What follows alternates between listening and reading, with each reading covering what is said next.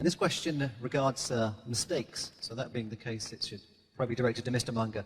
Mr. Munger, I know you're fond of evoking humility to promote rational thought. So my question is, what's the most recent business mistake that you've made, Mr. Munger, and why did it occur?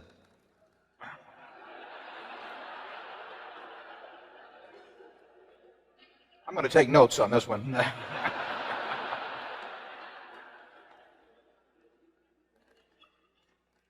The mistakes that have been most extreme in Berkshire's history are mistakes of omission.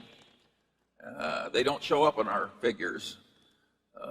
They show up in opportunity costs. In other words, we have opportunities. We almost do it. In retrospect, we can tell that we were very much mistaken not to do it. In terms of the shareholders, those are the ones in our history that have really cost the most. And very few managements do much thinking or talking about opportunity costs. But Warren, we have blown billions and billions and billions. I might as well say it. Right, right. And we keep doing it. Some might say we're getting better at it. I don't like mentioning the specific companies because we may in due course want to buy, do so at our price. But practically everywhere in life and in corporate life too, what really costs in comparison with what easily might have been are the blown opportunities. I mean, it's an awesome amount of money. When I was somewhat younger, I was offered 300 shares of Belridge Oil. An idiot could have told there was no possibility of losing money and a large possibility of making money. I bought it. The guy called me back 3 days later and offered me 1,500 more shares. But this time I had to sell something to buy the damn Belridge Oil. That mistake, if you traced it through, has cost me $200 million.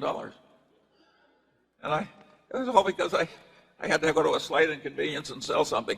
Berkshire does that kind of thing too. We never get over it. Yeah.